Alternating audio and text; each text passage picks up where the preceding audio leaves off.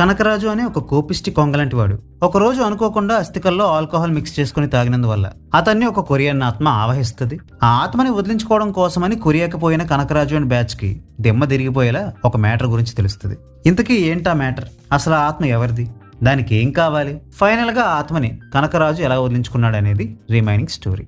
Basic గా నాకు horror movies అంటే ఎంత ఇష్టమో హర్రర్ కామెడీస్ అంటే అంతే ఎలర్జీ. ఎందుకంటే ఈ జానర్ లో బాగుండే సినిమాలు చాలా తక్కువ ఉంటాయి. ఈ జానర్ ని ఎలా హ్యాండిల్ చేయాలో చేతకాక కంప్లీట్ గా బ్యాక్ ఫైర్ అయిపోయే సినిమాలే ఎక్కువ ఉంటాయి గనక. అయితే ఈ కొరియన్ కనకరాజ్ మూవీ రెగ్యులర్ గా మనం తెలుగులో చూసే జబర్దస్త్ గ్యాంగ్ చేసే రోత హర్రర్ కామెడీస్ లా కాకుండా కొరియన్ ఫ్లేవర్ ని యాడ్ చేసి కొత్తగా ఏదో ట్రై చేస్తున్నారనిపించి ఈవెందో నాకు మెర్లపాక గాంధీ మీద అంత హోప్స్ లేకపోయినా ఈ మూవీని చూడడానికి ధైర్యం చేశా గానీ ఆ ధైర్యానికి తగ్గ ప్రతిఫలం మాత్రం ఈ మూవీ నాకు ఇవ్వలేదు. కొన్నేళ్ల క్రితం జిన్నా అనే ఒక ఆనిముత్యం వచ్చింది, గుర్తుందా? ఈ మూవీలోని ఇనిషియల్ పోర్షన్స్ అంటే వరుణ్ తేజ్ని ఇంట్రడ్యూస్ చేయడం, రెగ్యులర్ టెంప్లెట్ పాటల్ని ఫైట్లని పెట్టడం చూస్తున్నప్పుడు ఆ జిన్నా అనే కళాఖండమే నా మైండ్లో తిరిగింది. సరేలే, హీరో ట్రాక్ ని కొంచెం జనరిక్ గా రాసుకున్నా. వన్స్ ఆ దయ్యం యాంగిల్ యాడ్ అయ్యాక అక్కడి నుంచి మూవీ ఇంట్రెస్టింగ్ గా మారుతుందేమో అనుకున్నా.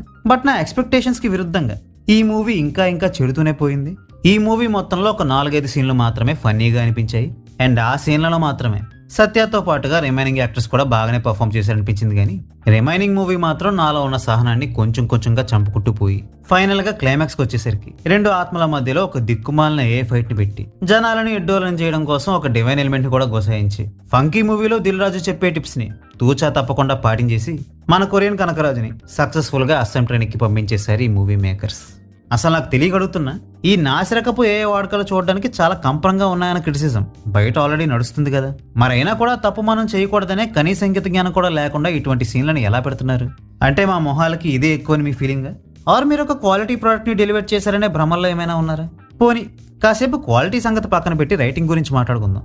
కామెడీ మూవీస్ లో ప్రతి విషయం లాజికల్ గా ఉండాల్సిన అవసరం లేకపోవచ్చేమో, బట్ అలా అని చెప్పి మినిమం కామన్ సెన్స్ కూడా లేకుండా కన్వీనియన్స్ కి తగ్గట్టుగా ఏది పడితే అది రాసుకుంటూ పోతే ఎలా? హీరోయిన్ కొరియన్ వీసా కోసం సంవత్సరాలుగా నానా తంటా పడుతూ ఉంటుంది.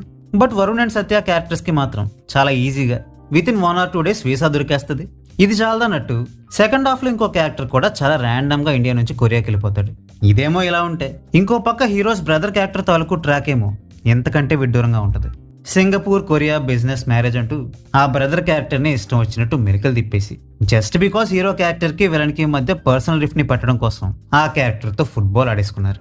అట్లీస్ట్ ఫస్ట్ హాఫ్ వరకైనా ఈ మూవీ ఎంతో కొంత పాసిబుల్ గానే ఉందనిపించిన సెకండ్ హాఫ్ కి వచ్చేసరికి ఈ మూవీ మట్కా అంత కాకపోయినా ఆల్మోస్ట్ అదే రేంజ్ లో నాకు ఇరిటేషన్ ని తెప్పించింది. కాబట్టి నేనైతే ఈ మూవీని మీకు రికమెండ్ చేయను. ఒకవేళ 4-5 సీన్లు మాకు సరిపోతాయి అనుకున్నా ఆర్ ఈ మూవీ మీద మీకేమైనా స్పెషల్ ఇంట్రెస్ట్ ఉన్నా ఈ మూవీని ఒకసారి చూడడానికి ట్రై చేయండి. మూవీని చూశాక మీకేమనిపించిందో కామెంట్ చేసి చెప్పండి. సో ఇంతటితో ఈ వీడియో సమాప్తం. మళ్ళీ ఇంకో వీడియోతో కలుద్దాం. అంతవరకు సెలవు. టాటా బాయ్.